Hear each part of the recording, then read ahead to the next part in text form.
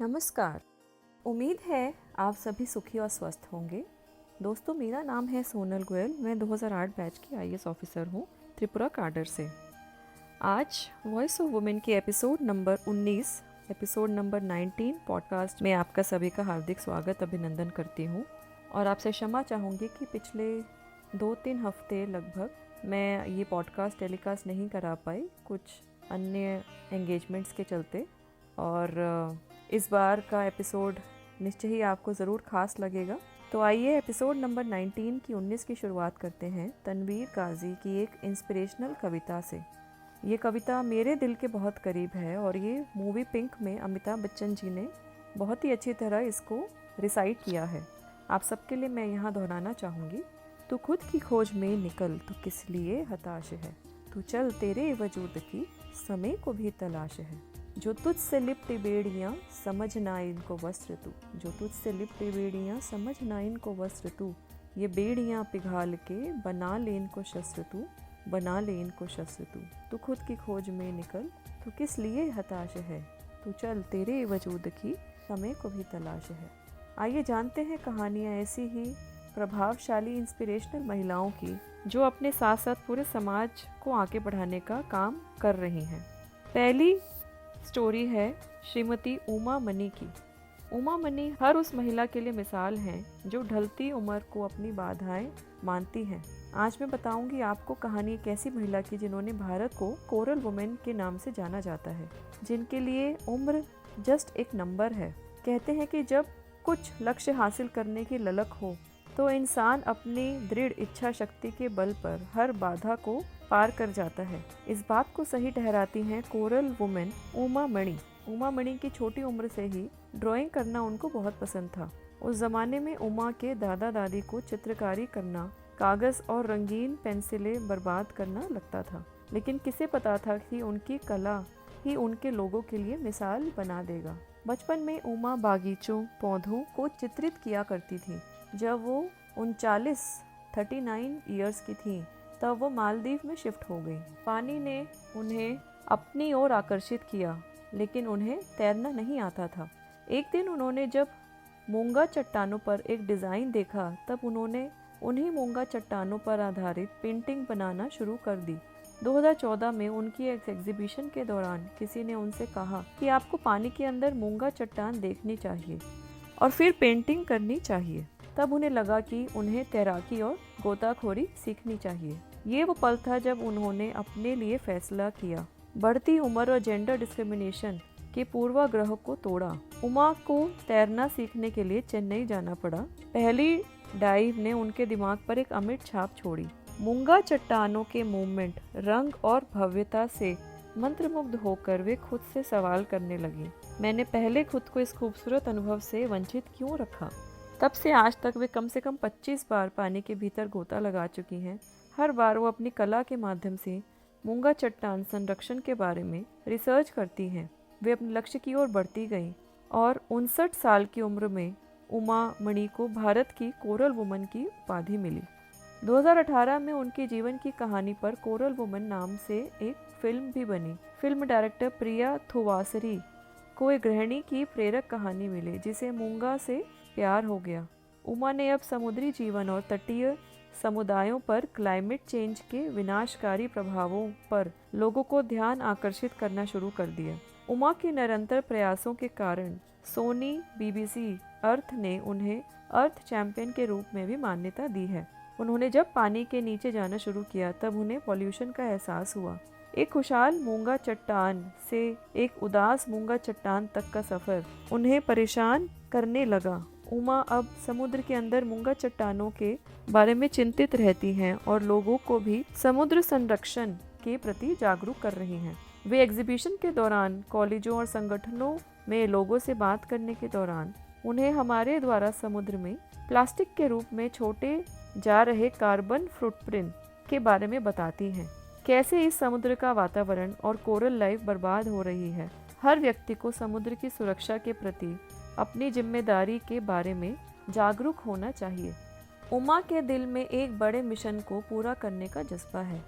वे मूंगा चट्टानों, समुद्री जीवन और जलवायु परिवर्तन की स्थिति के बारे में चिंतित होकर कहती हैं, वास्तव में समुद्र एक महासागर है।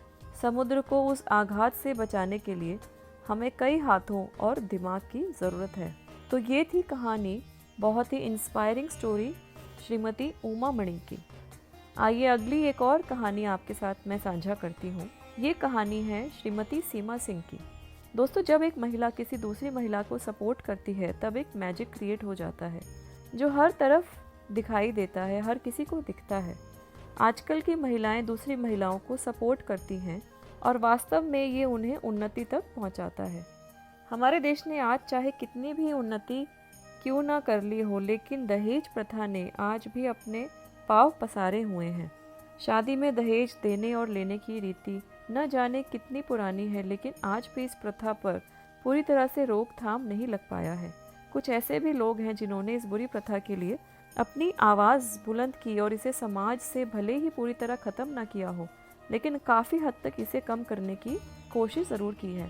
सीमा सिंह ऐसी ही साधारण महिला है जो दहेज प्रथा के खिलाफ हमेशा से थी, लेकिन सही मायने में उन्हें इस बात का एहसास तभी हुआ जब उनकी खुद की बेटी की शादी दहेज की वजह से टूट गई। शायद किसी भी सही और गलत बात का एहसास तब ज़्यादा होता है जब इंसान खुद ही किसी गलत दौर से गुजरता है। ऐसे ही सीमा के साथ भी हुआ और उन्होंने दहेज प्रथा के लिए एक मुहिम चला दी। सीमा सिंह ने एक वेबसाइट बनाई जिससे अब तक हज़ारों लोग जुड़ चुके हैं, जिसमें कई एनजीओ भी शामिल हैं। उनकी वेबसाइट के ज़रिए कई लोग बिना दहेज की शादी कर रहे हैं और ये सीमा की बहुत बड़ी अचीवमेंट है। अब तक सीमा की वेबसाइट से हज़ारों लड़कियां जुड़ चुकी हैं और ये वेबसाइट लड़कियों के लिए पूरी तरह से फ्री सर्विस देती है, जिससे कई लड़कियों और उनके माँ बाप की ज़िंदगियों में कई सकारात्मक बदलाव भी आए हैं। तू जिंदा है तो ज़िंदगी की जीत में यकीन कर। तू जिंदा है तो ज़िंदगी की जीत में यकीन कर। अगर कहीं है स्वर्ग तो उतार ला ज़मीन पर। अगर कहीं है स्वर्ग तो उतार ला ज़मीन पर। शैलेंद्र जी की बहुत ही प्रेरणादायक ये पंक्तियाँ हैं। अगली कहानी भी ऐसी ही प्रेरणा देने वाली है। अगली कहानी है श्रीमती सीमा सेठ की। दोस्तों, जिस उम्र में लोग रिटायर होकर अपनी बची हुई ज़िंदगी में आराम करना चाहते हैं, उस उम्र में सीमा सेठ जी ने ज़रूरतमंद बच्चों का भविष्य संवारने में उन्होंने काम शुरू किया और वो अभी भी लगी हुई हैं। 66 साल की सीमा सेठ पिछले 7 सालों से गुड़गांव की बस्तियों में बच्चों को पढ़ाने का काम कर रही हैं। ये सभी बच्चे शिक्षा से वंचित थे। ये पढ़ना तो चाहते थे, लेकिन इनके आसपास कोई स्कूल नहीं था। ऐसे में इनके लिए मददगार बनकर सीमा सेठ सामने आई और आज इनकी ही वजह से ये बच्चे स्कूल जा रहे हैं। सीमा सेठ ने न केवल इन बच्चों को पढ़ाई की जिम्मेदारी उठाई, बल्कि इनके लिए एक ऐसा स्कूल शुरू किया जहां बच्चों को शिक्षा के साथ साथ संस्कार और बेसिक बिहेवियर सिखाया जाता है। सीमा सेठ ने अपने स्कूल में नर्सरी से 5वीं तक के बच्चों को एजुकेशन देने से शुरुआत की। इस स्कूल की शुरुआत उन्होंने मात्र 10 बच्चों से की, लेकिन आज यहाँ 180 से भी ज़्यादा बच्चे पढ़ रहे हैं। गरीब बच्चों के जीवन में शिक्षा की ज्योति जलाने वाली 66 वर्षीय सीमा ने 30 साल कॉर्पोरेट सेक्टर की बड़ी बड़ी कंपनियों में काम किया है। जब उनके रिटायर होने का समय आया तब उन्होंने अपने आराम के बारे में सोचने की बजाय समाज की भलाई करने का मन बना लिया। वो चाहती थी कि समाज के लिए कुछ ऐसा किया जाए जिससे लोगों की ज़िंदगी बदले। समय के साथ वो अपने फैसले में मजबूती लाई और उन्होंने तय कर लिया कि वह अपना बचा हुआ जीवन शिक्षा से वंचित बच्चों को शिक्षा देने में बिताएंगी।